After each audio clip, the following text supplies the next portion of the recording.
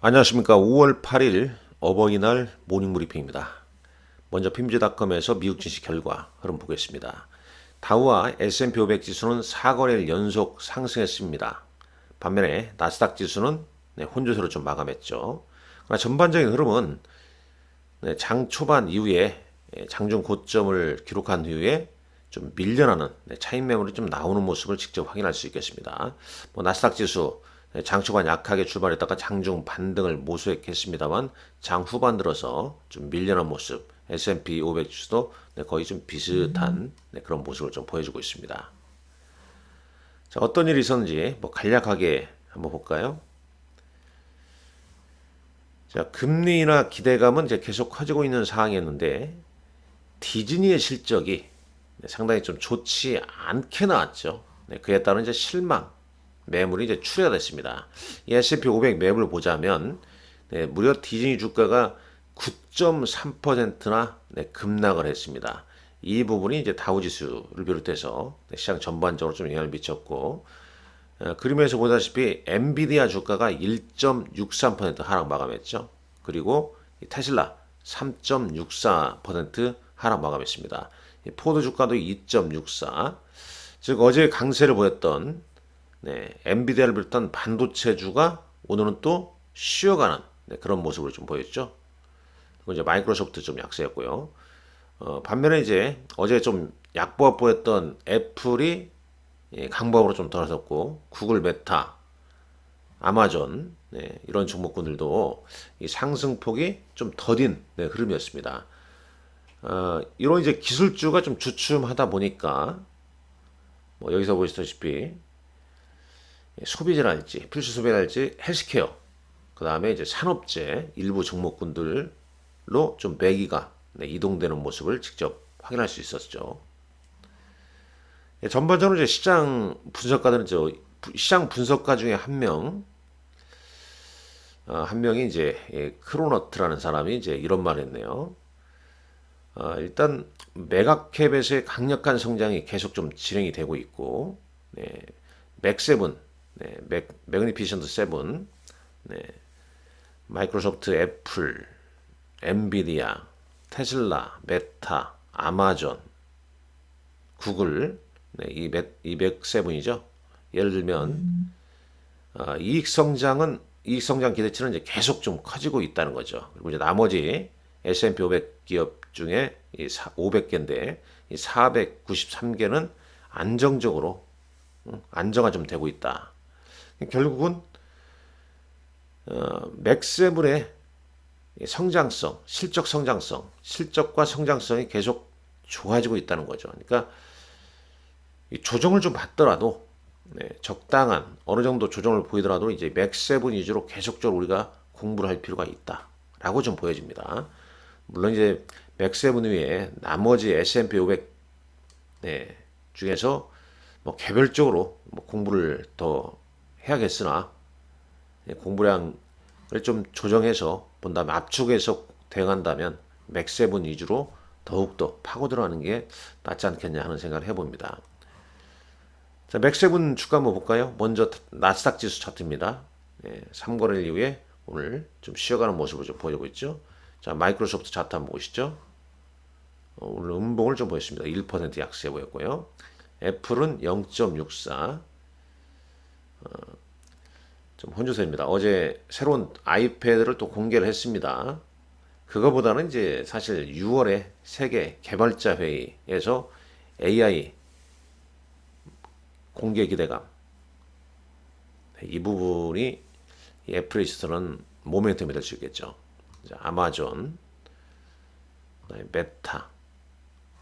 자, 메타도 이제 이때 초기 급락 이후에 상당 부분 좀 반영했습니다. 구글 알파벳 가장 양호한 모습이네요. 테슬라 주가 보시죠. 3% 조정을 좀 받았고요. 자, 대략 이런 정도 보시면 좀 될 것 같습니다. 코스피 200 야간 선물 지수는 0.25포인트 소폭 상승한 채 마감했고 원달러 환율 어제 1360원으로 끝났죠. NDF에서는 1359.06원으로 마감했습니다. 거의 좀 비슷한 수준입니다. 미국 10년물 국채금리 4.46 소폭 하락했고요. 달러 인덱스는 소폭 좀 올랐습니다. 반도체 ETF는 약보합으로 끝났습니다. VIX 13.26으로 큰 변동이 없는 모습이었죠. 종목 뉴스 보자면 골드만삭스가 이제 엔비디아 목표 주가를 1000달러에서 1100달러로 상향했습니다. 그렇지만 이제 엔비디아는 며칠 좀 오른 영향이 좀 크겠죠. 다시 여기서 엔비디아 주가를 안 봤는데 이렇게 보시죠. 2.47, 2.47% 소폭 하락했다. 2.47인가요? 1.63이군요. 1.63. 다시 한번 업데이트를 좀 하겠습니다. 이게 정확히 맞는가요? 1.72로 끝났네요. 1.72. 마이너스 1.72%로 하락 마감했고, 일단 오늘은 이제 맥세븐이 좀 혼조세했다. 그 매기가 필수 소비재나 헬스케어, 산업재, 원자재 등등으로 순환매가 좀 유입됐다. 이렇게 파악하시면 좀 될 것 같고요. 자, 디즈니 주가가 이제 큰 폭으로 좀 떨어졌는데, 이 스트리밍 사업부가 처음으로 좀 흑자 기록을 했습니다만은 또 다음 분기 적자를 좀 기록할 것이라 예상된다. 이러면서 이제 주가가 9% 넘게 하락했고요. 자, 애플이 이 자체 AI 칩, 데이터 센터용 자체 AI 칩을 개발해 왔지만은 실제 이제 그게 배치가 될지는 확실치 않다라고 월스트리트 저널이 말했습니다. 이게 중요하죠. 다음 달 애플 세계 개발자 회의에서 인공지능에 대한 새로운 전략을 공개할 준비를 하고 있고요. 애플이 그동안 생성 AI 서비스를 공급하기 위해서 구글 제미나이, 오픈 AI, 챗 GPT 같은 잠재적 파트너와 대화를 그동안 가졌습니다. 닌텐도, 어제 일본의 닌텐도 주가는 소폭 좀 올랐죠. 이 새로운 플래그십 스위치 콘솔을 올해 좀 이제 발표할 것이다. 레딧, 최근 이제 올해 들어와서 신규 상장한 미국 기업 아니었습니까? 실적 발표한 이후에 20% 주가가 급등했다는 소식입니다. 자, 국내 증시로 가보시죠. 국내 증시는 어제 연휴 이후에 미국 증시가 그동안 상승한 부분이 이제 반영되면서 양시장 크게 올랐습니다. 삼성전자 주가가 4.7% 상승 마감했죠. 근데 이제 삼성전자 주가는 이제 상승 출발해서 장 후반까지 강세를 보인 반면에 SK 하이닉스는 음봉을 좀 보여줬죠. 그런 점은 좀 약간 차이가 좀 있다라고 보시면 되겠고, 자, 코스피 2.16% 상승 마감했고, 코스닥은 0.66 상승폭이 크지 않았죠. 그렇다면 이제 코스피 상승은 삼성전자 영향이 상당 부분 컸다는 얘기가 되겠습니다. 어제 외국인들은 현선물 순매수를 보였죠. 코스피에서 1조 1000억, 코스닥은 그렇게 많지 않았고, 선물시장에서 2조 3천억 순매수를 보였습니다. 반면에 이제 개인은 순매도로가 상당 부분 좀 많이 출회가 좀 됐습니다. 시장의 이제 특징적인 흐름을 좀 보게 되면 삼성전자 이렇게 어제 이거부터 잠깐 볼게요. 어제 이제 순매수 종목군들을 좀 보면은 외국인들은 삼성전자를 5,900억치, SK하이닉스를 1,780억치 순매수였습니다. 이 두 개 합치면은 7천억, 7,600억 정도 되지 않습니까? 그럼 어제 이제 외국인이 1조 1000억대 샀으면 거의 뭐 삼성전자와 SK하이닉스 위주로 순매수를 보였다는 얘기가 되겠죠. 그리고 이제 HD, 현대일렉이나 한미반도체 이런 종목들이었고요. 기관도 삼성전자 2,500억치 순매수했습니다. SK하이닉스, 셀트리온으로 순매수했고, 삼성전자 가장 많이 순매수한 모습이죠. 자, 코스닥 시장은 리노공업, 그 다음에 이제 기관에서는 알테오젠 등을 순매수했는데 여기 잠깐 좀 재밌는 게 중소형주 흐름을 좀 보게 되면 지금 5월 15일자에 5월 MSCI 지수 편입하는 종목군들이 있죠. 이미 뭐 시장에서는 뭐 알테오젠, 뭐 HD, 현대일렉트릭을 비롯해서 뭐 그런 종목군들이 편입될 가능성이 높다.